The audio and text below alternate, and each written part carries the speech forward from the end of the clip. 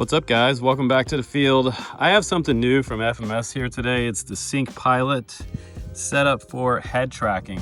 And it's a standalone system, which is nice because all you have to do is pretty much slap this on top of your goggles, whatever goggles you want to use, and then build up your head tracker unit. It already includes the servos in here. Everything's 3D printed.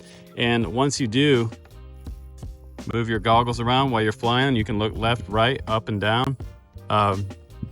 Pretty wide angles on here too. And the best of all, I think, is that it's stupid simple to put together. So we're gonna test it today, see how it does on this Phoenix 2400. It's a really nice glider, Voluntex RC, kind of a classic glider, if you will. And it's a beautiful day. So I think we should give this little thing a try. It looks pretty cool. All right, guys, let's test out the FMS Sync Pilot and the maiden flight of this plane. Now, I have to tell you a little truth here for this review. This is my first time trying out head tracking. After 15 years of flying FPV, I've always flown with a camera looking straight ahead on a hard mount or on some type of 3-axis gimbal. I've not really been introduced to this until now, and previously I had tried to set up on this plane motion sick. We had some issues with connectivity, and the ground unit just wouldn't talk to the air unit for the gimbal, so that was a problem. With this one, I had the perfect plane for this setup because it's super stable and predictable. And looking down the wing is really weird, looking to the left and right and kind of not seeing where you're going. It's something you kind of have to get used to, and you got to keep your throttle up for the altitude. But what I thought was really cool about it was that this doesn't have to be bound. You do have bind options, but it just worked out of the box. And now I'm feeling like I have a good control of the plane. I'm starting to get used to looking around a little bit and moving my head, and it does feel really cool. So if you're a first-time pilot doing this, it will take a couple batteries to get used to having the option to just look all the way in 180 degrees left and right. You can look up and down, which is kind of cool. And I think the more I fly this, the more I'll get used to having that freedom of being able to look around, because it does add two elements to your flying. Number one, you're controlling the plane, the aircraft, the altitude, and you're having a secondary element added with the option to be able to look around. And that's a weird feeling, but it is so cool once you get used to it. Looking down the wing left and right and making a turn, that was one of my favorite things, to make a long, slow turn and look down the wing. And I am definitely really liking it at this point. And again, this is like the perfect plane. The stability of this glider makes it a lot of fun. So if you're gonna put Sync Pilot on some type of RC airplane, I definitely suggest a glider. It does feel like Star Wars. And it's nice because I can cut the propeller. I can completely turn off the prop. And the wing is almost 9 feet long on this plane, so I can glide really well. It almost doesn't want to come down. There's a little bit of headwind today, but it's the perfect day to fly an RC glider. And just coming around to make a pass. They do look so majestic in the air. I love the way sailplanes look. This is what I started out with in RC, flying line of sight sailplanes. Back in the day, we had the Gentle Lady. It was one of the first builds I ever did back in the 80s when I was a kid.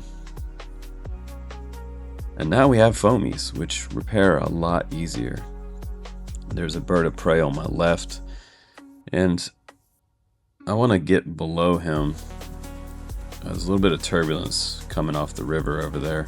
You can see it in the camera. But what I'm going to try to do is come way below this majestic bird, cut my motor, and this glider really does have a lot of lift with this giant wing. It's kind of crazy. I was pushing down on the stick and it just didn't want to come down. So we're going to try to make another pass now. And we're going to try to bleed off some of this altitude by making another big swooping turn. Let's bleed off some more of that altitude. And now we're going to put flaps down. This time it has 2-stage flaps on a switch, which is really cool. And the head tracker unit just plugs right into the receiver, so you don't have to, I didn't even have to use the software to make this work. So it was a really fun and simple experience for my first time flying a head tracker. Super cool. I loved it. All right, guys, so that was a lot of fun. Let me give you some honest review on the Sync Pilot and what maybe they can do better. But right now I want to talk about what they did right. And I think the biggest thing for me is the fact that this is a standalone kit. You don't have to wire it through a flight controller and set everything up and balance everything up like that. This one is pretty much on its own. Once you mount this, you plug this into the receiver inside the plane and it powers it through the other receiver. So this is a standalone receiver that communicates with this little standalone unit right here, which has its own internal battery, and you charge it with USB-C on the side. This little guy right here plugs in on top. Put this antenna on top of your goggles like that. The reason I put it in the middle right here, and it includes this Velcro as well, because when I'm balancing this out, you can push the reset button on the front and the gimbal will come back to the front straight for you. So you want to face your goggles the direction where your camera is supposed to face when you're turning everything on, so that everything is straight, because you don't want it looking down or to the side. And that was one of the things that I had to deal with when I was first turning this on. Now, one of the things that, you know, aside from being simple to set up, probably the easiest one out there to set up for guys, building it took a little bit of time. I had to use a little bit of hot glue here and there because this base that I used, which it doesn't come with a base. That's another thing. It comes with this little tripod looking piece right here for the bottom, but it doesn't come with a base. So you can use a piece of plywood or whatever to put on your FPV mount, but you're gonna need to mount it. And beyond that, I think the other thing that they could probably improve is if you look at it really close, it's 3D printed. I'm not a huge fan of that because this part didn't break, but I did have a little crack right here where the screw went through to hold this piece on. And the other part that cracked was this piece here on the back of the cover for the receiver. And there was another piece that broke on the other side of the gimbal. So I'm going to come around here and show you.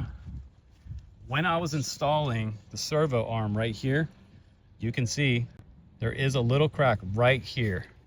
Now, this is the servo that came with the kit, okay?